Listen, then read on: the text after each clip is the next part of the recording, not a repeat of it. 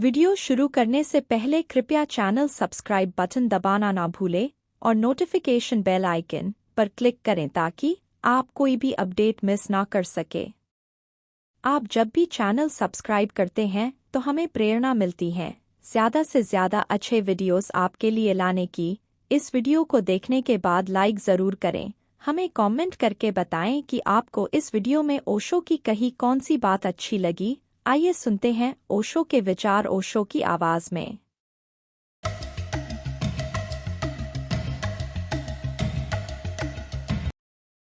नानक कहते हैं, मनन से मन और बुद्धि में सुरति का उदय होता है, स्मरण का उदय होता है। जैसे जैसे तुम वार्तालाप में जाते हो वैसे वैसे स्मृति खो जाती। तुमने कभी सोचा हो न सोचा हो, अब सोचना, निरीक्षण करना। तुम्हारी जिंदगी के अधिकतम उपद्रव तुम्हारे बोलने से पैदा होते, 90%, उससे भी ज्यादा। तुम अगर न बोलो तो 90% उपद्रव तो तुम्हारे तत्क्षण गिर जाएं। तुम कुछ बोलते हो और उलझन में पड़ते हो। क्या हो जाता है बोलने से? क्योंकि बोलने की अवस्था में सबसे कम स्मृति रहती, सबसे कम सुरति, अवेयरनेस।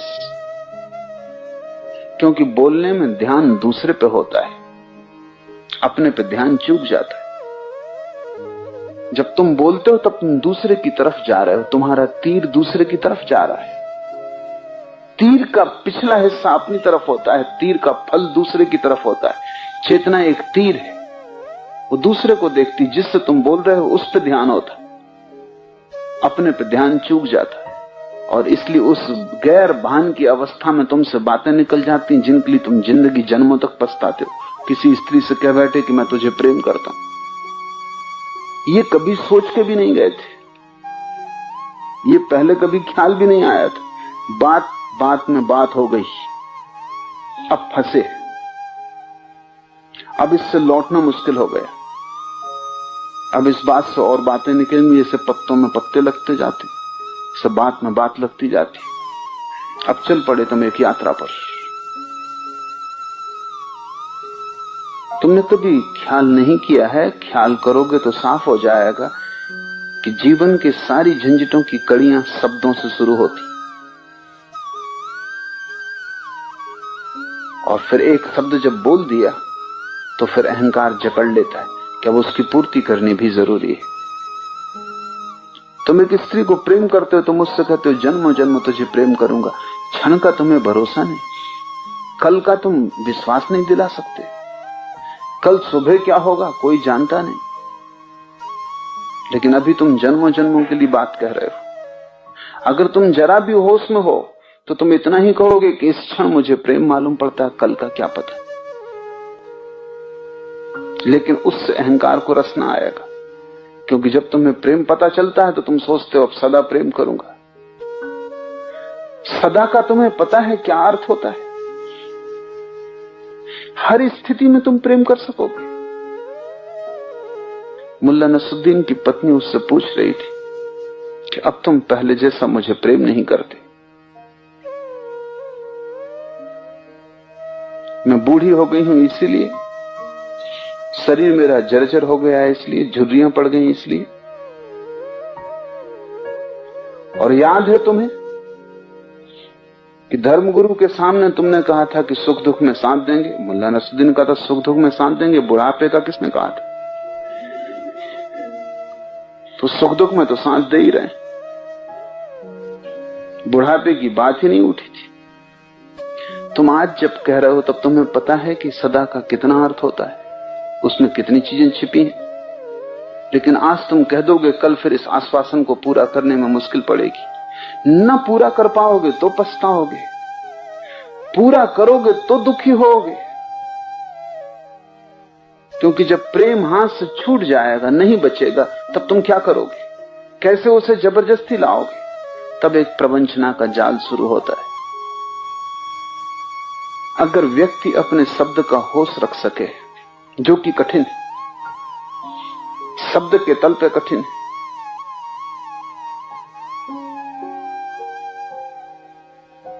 क्योंकि शब्द के तल पर तुम्हारी नजर दूसरे पर है, इसलिए अपना होश तुम कैसे रखोगे?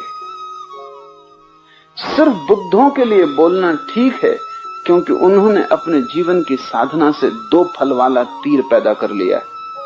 उनके पास ऐसी चेतना है, उसी चेतना का नाम सुरति है। जब तीर में 2 फल है, दूसरे की तरफ, अपने तरफ, जब चेतना दोनों तरफ एक साथ देख पाती, जब चेतना तुम्हें बातचीत करने में खो नहीं जाती, सजग बनी रहती है, बोलने वाला बोलता रहता, साक्षी भीतर खड़ा रहता, तब एक भी शब्द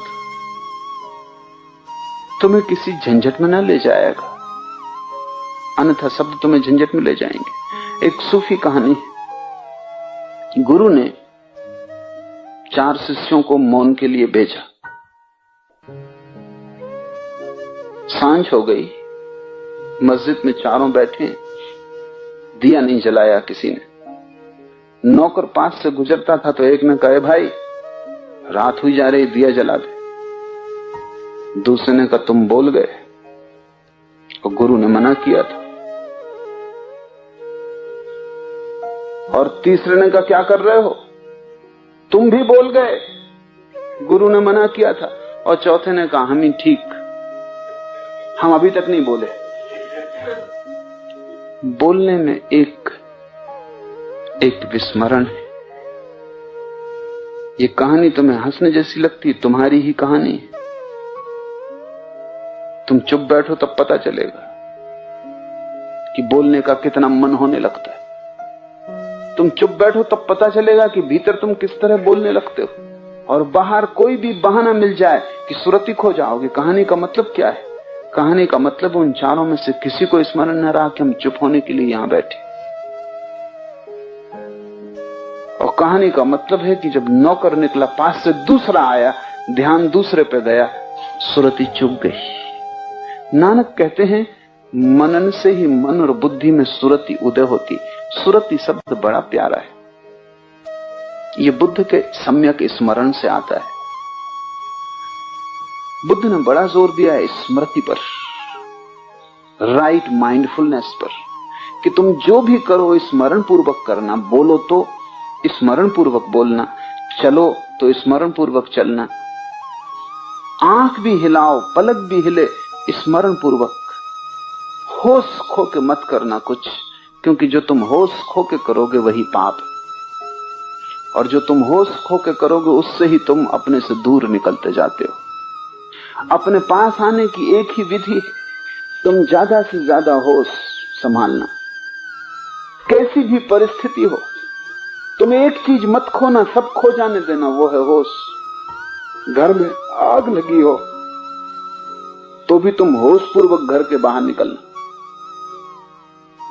ईश्वरचंद विद्यासागर ने एक संस्मरण लिखा है कि उनको वायसराय ने सम्मान के लिए बुलाया था। गरीब आदमी थे, ऐसा पुराना बंगाली ढंग का कुर्ता कमीज धोती पहनते थे, फटे पुराने कपड़े थे। मित्रों ने कहा कि वायसराय की सभा में इन कपड़ों में जाना उचित नहीं, अच्छे कपड़े बना देते। बात उनको भी जची, 1-2 दफे इंकार भी किया, लेकिन फिर उनको भी लगा कि ठीक नहीं है, तो कपड़े बनवा लिए। कल सुबह वायसराय की सभा में जाने को है, उसके 1 दिन पहले की घटना है। सांझ को लौटते थे बगीचे से टहलकर, सामने ही एक मुसलमान अपनी कपड़े पहने हुए, चूड़ीदार पजामा, शेरवानी, हाथ में छड़ी लिए, बड़े शौक से शाम की चहलकदमी करता हुआ जा रहा है घर वापस। एक आदमी भागा हुआ आया और उसने कहा, मीर साहब आपके घर में आग लग गई, जल्दी करिए। लेकिन वो वैसे ही चलता रहा, चाल में जरा भी फर्क ना आया, जरा भी, जैसे नौकर आया ही नहीं, जैसे नौकर ने कुछ कहा ही नहीं, जैसे कुछ भी नहीं हुआ। वो जैसा था ठीक वैसा ही रहा, सुर जरा भी ना बदला उसका।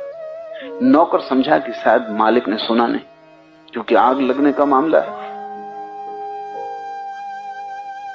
उसने कहा कि आप समझे या नहीं, सुना आपने या नहीं, किस विचार में खोए हैं? मकान में आग लग गई, नौकर कपड़ा है, पसीना पसीना है, बड़ा उत्तेजित है और नौकर है, उसका कुछ भी नहीं चल रहा है। उस मुसलमान ने कहा, सुन लिया, लेकिन मकान में आग लग गई, इस वजह से क्या जिंदगी भर की चाल बदल दें? आते हैं। ईश्वरचंद्र पीछे ही थे, उन्होंने ये सुना तो बड़े हैरान हुए। उन्होंने भी सोचा कि जिंदगी भर के कपड़े बदलें वाइसराय की, और ये एक आदमी, वो वैसे ही, तो वो पीछे गए उसके, देखें ये आदमी अनूठा है। वो आदमी वैसे गया जैसे रोज जाता था, वही चाल रही, वही छड़ी का हिलना रहा। घर पहुंच गया, आग लगी है, उसने नौकरों से कह दिया कि बुझाओ, कि बाहर खड़ा रहा, सब इंतजाम कर दिया, लेकिन उस आदमी में रत्ती भर फर्क नहीं है। ईश्वरचंद ने लिखा है कि मेरा हृदय श्रद्धा से झुक गया, ऐसा आदमी तो मैंने देखा नहीं। ये किस चीज को संभाल रहा है? उसका नाम सुरुति, उसका नाम स्मृति। ये एक बात संभाले हुए है कि अपने होश को नहीं खोना। जो हो रहा, जो किया जा सकता है वो कर रहे हैं, जो करने योग्य है वो किया जाएगा, लेकिन स्मृति कभी भी खोने योग्य नहीं है। इस दुनिया में ऐसी कोई भी चीज नहीं है इतनी मूल्यवान जिसके लिए तुम सुरति को खो, लेकिन तुम छोटी छोटी चीजों में खो देते हो। 1 रुपए का नोट गिर गया और देखो तुम कैसे पगला जाते हो, एकदम ढूंढ रहे हैं पागल की तरह, जहां नहीं हो सकता वहां भी ढूंढ रहे हैं। किसी आदमी को देखो घर में उसकी कोई चीज खो गई, चीज बड़ी हो, वो छोटा सा डब्बा भी खोल के देख रहा है कि शायद तुम स्मृति को खोने को तैयार ही हो। खोने को तैयार हो ये कहना भी शायद ठीक ही नहीं, तुम्हारे पास है ही नहीं, तुम खोओगे क्या? तुम मूर्छित। नानक कहते हैं मनन से मन और बुद्धि में सुरति का उदय होता है। जैसे जैसे ओंकार गहरा बैठता है, पहले तुम्हारा उच्चार बंद होता है, वैसे ही तीर भीतर की तरफ मुड़ता है, क्योंकि अब बाहर कोई नहीं रहा जिससे बोलना। बोलना यानी बाहर से संबंध बनाना, बोलना यानी सेतु, उससे हम दूसरे तक जाते हैं, वो संवाद है, वो दूसरे और हमारे बीच का नाता है, वो तोड़ लिया। नहीं बोलना, चुप हो गए। चुप का अर्थ है यात्रा उल्टी हो गई, तीर वापस लौटा, अंतर यात्रा शुरू हुई। उसी वक्त से स्मृति की पहली झलक आनी शुरू हो जाएगी। तुम पाओगे तुम हो, तुम पहली दफे जाग के पाओगे कि मैं हूं। अब तक सब दिखाई पड़ता था, तुम भर नहीं दिखाई पड़ते थे, तुम भर छाया में खड़े थे, दिया तले अंधेरा था। अब तुम जागोगे, फिर जैसे जैसे गहराई बैठेगी ओंकार की, मनन शब्द पर आएगा, वैसे वैसे सजगता बढ़ेगी। उसी अनुपात में तुम ऐसा समझो जैसे तराजू के 2 पलड़े, एक पलड़ा ऊपर उठता है तो दूसरा उसी अनुपात में नीचे आता है। जिस अनुपात में तुम भीतर जाते हो उसी अनुपात में सुरति बढ़ती है, और तीसरे तल पर जहां शब्द भी खो जाता है, सिर्फ ओंकार की ध्वनि रह जाती, नाद रह जाता है, एक ओंकार सतनाम, वहां अचानक परिपूर्ण सुरति हो जाती। तुम जाग के खड़े होते हो जैसे हजारों साल की नींद टूट गई, अंधेरा गया, प्रकाश आया। जन्मों जन्मों से तुम जैसे सोए थे और एक सपना देख रहे थे, सपना विच्छिन्न हो गया,